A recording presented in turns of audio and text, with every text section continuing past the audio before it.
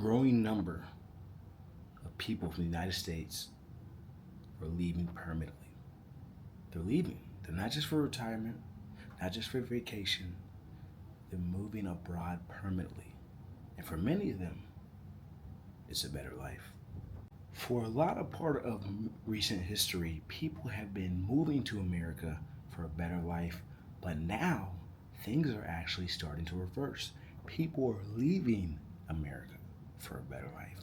The cost of living is one of the biggest contributing factors to this. You gotta think about rent, healthcare, debt, all these type of things. Like even when you go out to eat. Like I heard someone the other day talk about, yeah, me and him went out to McDonald's and we spent $50 some for two people, $50 some. Or if you're somewhere like Vietnam or Thailand, you might be able to buy dinner for like $3. It's a lot different. In countries, especially like Latin American countries, people are retiring, right? They're taking their US dollar and be able to use Social Security strategically, right? Or maybe they have remote income, because nowadays there's a lot of companies that are hiring remote workers, and they're able to take that USD and go to a country like Croatia, like Brazil, like Thailand, like Kenya, that is more reasonable. I mean, why would you want to pay $1,400 a month for a studio bedroom when in a lot of parts of the world, $400 a month can get you that same studio bedroom? Financially, just doesn't make sense. So that's why you see a lot of people in this particular generation, a lot of Americans leaving America, right? I have a friend. He had ancestry that he tracked back to Thailand.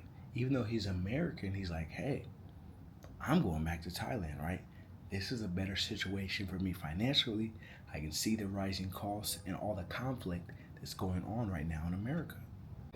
Alongside remote work, it's actually now becoming a lot easier to control your destiny. Even me, myself, when I was doing rideshare, I was calculating like, okay, I can live in the US for X amount of months per year and then take the remaining money and live in this country. Okay, hit the rinse and repeat. Maybe I can do some rental arbitrage. Maybe I can do this, this, and this, all these different investments, business ideas, maybe Airbnb, maybe Turo, lend out your car. There's more of a freelancer environment than ever. You look at the app Fiverr, you could come up with a business idea and then hire a team of people in Fiverr. These type of situations were not available 15, 20 years ago or in our parents' generation. It's a new world now. Things are becoming easier. ChatGPT, I remember about a year and a half ago, I think it was, having a conversation with my father like, hey, someone could technically do their own taxes with ChatGPT, and I feel like they're going to team up with TurboTax. Mind you, a few days later, it was announced that TurboTax teamed up with ChatGPT to help people do their own taxes. So I mean, things are coming back in the hands of people. You just need to be able to think, create, or if you want to work for a company, you could do that as well. I've seen some German companies, I believe it was MasterCard Europe, of course, that was willing to sponsor people. Like, hey, if you're American, if you apply for the right role, we'll help you with the visa as far as coming here. So, I mean, there's so many options as far as when it comes to remote work or different sources of income where you can truly empower yourself. Think about it. Let's say you're making $5,000 a month. $5,000 a month will allow you, assuming you have no children or maybe one child, to live fairly comfortable in all cities in the United States. Like, yeah, you're comfortable, but what if you're making $5,000? Your cost of living is $4,200, profiting $800 a month, but for that same quality of life, you could be saving an additional $1,500 if you was willing to relocate. Geo arbitrage, right? We got to take advantage of the situations that are in front of us. My question to all this, though, is what's going to happen once people start waking up and start taking advantage of these situations? Are things going to change? I seen a few months ago that it's actually a lot harder now. I believe it's only certain countries, I don't think it's every country, for citizens, US citizens I'm talking about, to get dual citizenship. So if you don't know, dual citizenship is like, let's say you're American, right? You got the blue passport, you're born and raised in America, but maybe you marry someone from Germany. Go back to the German example, right? Now you have a streamlined process to get German citizenship. So dual citizenship is like, okay, I got a citizenship in Germany, I get a citizen in the U.S. There are certain countries that do not allow dual citizenship at all. Like, for example, I got a buddy who he had to renounce his U.S. citizenship in order to get full Singaporean citizenship, which is can be risky, but technically, I believe, if I'm not mistaken, the Singaporean passport is stronger at this moment than the U.S. passport.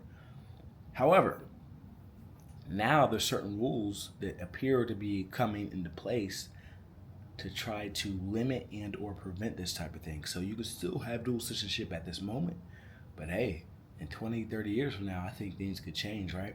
Because more people are relocating now than ever, right? All these different streams of income, people tracking their ancestries, people seeing what's going on in the political environment, in the economic environment, and people looking for an exit.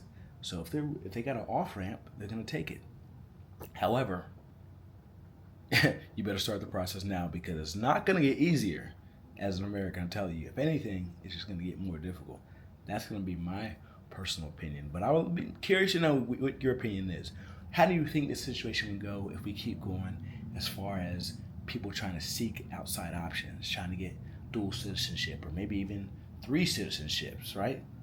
Certain countries, if you got citizenship there, it can help over here. Like some of these island countries, these Caribbean island countries, it can make it easier to get citizenship in the Netherlands, right? So some people are really being strategic with it. But I'm gonna let you know, what do y'all think? Y'all let me know in the comment section. What do y'all think about this situation?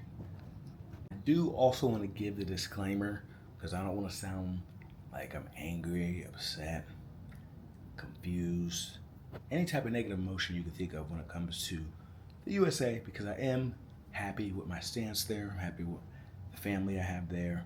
I'm happy to have the ability to even leave, right? I seen a video of an individual talking about the citizenship they have in the Philippines prevents them from entering certain countries, especially without paying hefty fees and doing extensive paperwork. So even as a U.S. citizen, if you may not like things or you disagree or you want changes, I think there should be a level of encouragement, a level of happiness that we have, because we may have situations available to us that other countries may not have. So I am happy in that particular element. But yeah, let me know what y'all think. Peace.